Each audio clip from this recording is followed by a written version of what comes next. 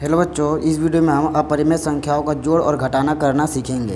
तो आइए देखा जाए पहले प्रश्न को। यहाँ लिखा है करनी में 7। इसे क्या पढ़ते हैं?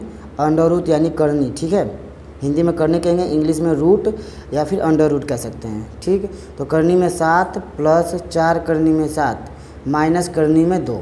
अब यहाँ देखिए जुड़ेगा कैसे। तो जो प्लस है ना, तो जुड़ेगा वही। देखिए ये करनी में 7 है और यह करनी में 7 है। हमको इससे मतलब है, हमें ऐसा सेम देखना है।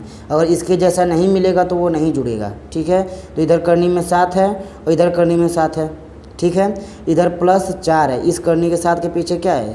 प्लस 4, और इसके पीछे कुछ नहीं यानी कि 1 मानेंगे। तो 4 करनी में 7 और 1 करनी में 7 कितना हो जाएगा? 5। 4 और 1 5 करनी में 7। ठीक है, 5 करनी में 7 हो जाएगा।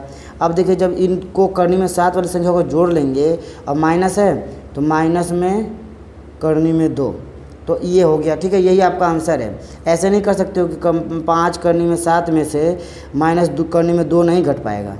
ठीक है, क्योंकि इन संख्याओं को यानी अपरिमेय संख्याओं को जोड़ नहीं सकते, गिन सकते हैं। जैसे कि ये 1 करनी में 7 और ये 4 करनी में 7, तो कुल मिलकर कितने हो गए? 5 करनी में 7 माइनस करनी में 2। तो और करनी में 2 और संख्या होती तो जुड़ घट जाती, मगर यहाँ देखिए करनी में 7 को गिना गया है और ये करनी में 2 अलग संख्या है, इसलिए ये इससे नहीं घटेगी ना जुड़ेगी। तो हमारा इस प्रश्न का यही आंसर होगा।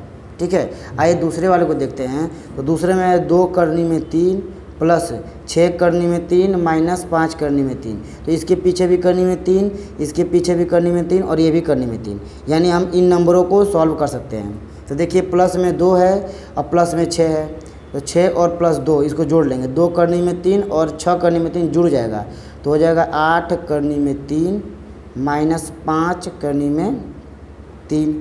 ठीक है, अब देखिए यहाँ 8 करनी में 3 है, ये माइनस हो रहा है, यानी माइनस में 5 करनी में 3 है, तो 8 में से 5 घटाएंगे, ये करनी में 3 इसी तरह रहेगा। ठीक, तो 8 में से 5 जाएगा तो 3 करनी में 3, ये हो जाएगा आपका इस प्रश्न का आंसर। तो आइए देखते हैं इसी प्रकार तीसरे प्रश्न को। तो तीसरे में क्या है?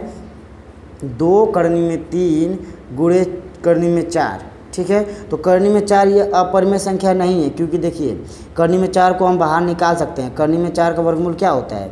जैसे 2 करनी में 3 और गुणे क्या बन जाएगा? 2 हो जाएगा, माइनस 3 करनी में 11। देखिए करनी से बाहर वाली संख्या हो गई, तो करनी से बाहर। अब देखिए इसमें पहले गुणा करेंगे, क्योंकि गुणा है तो पहले गुणा किया जाएगा। तो गुणा इन दोनों का होगा ना, क्योंकि गुणे के अगल बगल यही संख्याएं हैं, तो इनका गुणा कर लेंगे, बाद में घटाएंगे। ठीक है, ये देखिए 2 और ये 2, ये बाहर वाला 2, ये बाहर वाला 2, तो करनी में 3 से गुणा नहीं कर सकते हैं, क्योंकि करनी में 3 बस उसी तरह रहेगा। तो 2 और 2 का गुणा हो जाएगा, 2 दूनी 4 और करनी में 3 बगल में रह जाएगा, माइनस 3 करनी में 11। अब आपका यही आंसर है, क्योंकि देखिए यहाँ पर करनी के अंदर 3 है और यहाँ पे करनी के अंदर 11 है।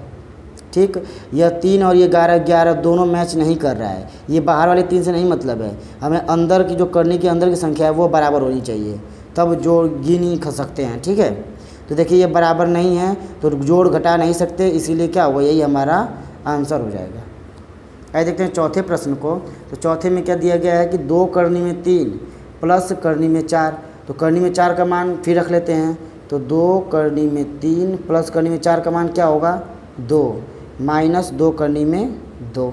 ठीक है, अब इसमें से किसी का वर्गमूल नहीं निकल पाएगा ना, सिर्फ इसका निकला। देखो सॉल्व कैसे करेंगे इसे हम। ये करनी में 3 है इसके पीछे, ठीक, 2 करनी में 3 है इसके पीछे कुछ नहीं है, यानी एक संख्या है, और इसके पीछे करनी में 2 है। तो कोई भी मैच पीछे वाला यानी करनी वाली कोई भी किसी का भी मैच नहीं कर रहा है, तो आपका यही आंसर होगा। ठीक है, ये भी नहीं कि ये 2 इसमें जोड़ दें चाहे इसमें जोड़ दें, नहीं जुड़ पाएगा, क्योंकि ये 2 के साथ 2 करनी में 3 है और ये 2 करनी में 2 है और ये 2 है अलग से। मान लीजिए ये 2 आम है और ये 2 टमाटर और ये 2 सेब है, तो ये सब अलग अलग फल है ना, तो इन सबको एक साथ नहीं मिला सकते हैं। ठीक है, इसीलिए उसी तरह जुड़ जाएगा, यानी इसी तरह रह जाएगा, यही हो जाएगा हमारा आंसर। ठीक है, आइए देखा जाए अब 5वें प्रश्न को। तो 5वें प्रश्न में दिया गया है कि करनी में 3 माइनस करनी में 11। ठीक है, प्लस 2 करनी में, करनी में 3 है ये, तो अब ऐसा करनी में संख्या वाला जोड़ेंगे, तो ये रहा करनी में 3 और ये संख्याएं नहीं हैं, तो जो मैच हो रहा है उसको भी लिख लेंगे एक साथ। करनी में 3 प्लस करनी में 2 करनी में 3, ठीक है, माइनस करनी में 11 प्लस करनी में 10, ठीक। तब क्या होगा, ये देखिए करनी में 3 और ये प्लस में 2 करनी में 3, ठीक है, तो दोनों जुड़ जाएगा। ये 1 करनी में 3 और ये 2 करनी में 3, कुल मिले कितना हो जाएगा 3 करनी में 3 माइनस करनी में 11 और प्लस करनी में 10। यह संख्याएं अब नहीं जुड़ेंगी, ठीक है। इसी प्रकार हम अपरिमेय संख्याओं को जोड़ते हैं, ठीक। अब ये नहीं जुड़ी क्योंकि इसके जैसे करनी में 3 और कोई करनी में 3 नहीं है, तो जुड़ नहीं सकता है, यही आंसर होगा, ठीक है। देखते हैं छठे वाले प्रश्न को। यहाँ देखिए लिखा है करनी में 7 यानी 4 करनी में 7 और यहाँ 3 करनी में 6 और 7 करनी में 3। यहाँ पे जो करनी की संख्याएं हैं किसी की भी एक जैसी नहीं है, यानी सब अलग अलग है। तो बीच में क्या है, घटाना जोड़। गुणा होता तो गुणा कर लेते, मगर घटाना जोड़ है तो वह संख्या इसी तरह उतर जाएगी, यानी 4 करनी में 7 माइनस 3 करनी में 6 प्लस 7 करनी में 3। यही हो जाएगा इस प्रश्न का आंसर। अगर वीडियो पसंद आया हो तो लाइक करें और इसी प्रकार वीडियो रोजाना देखने के लिए चैनल को सब्सक्राइब कर लें।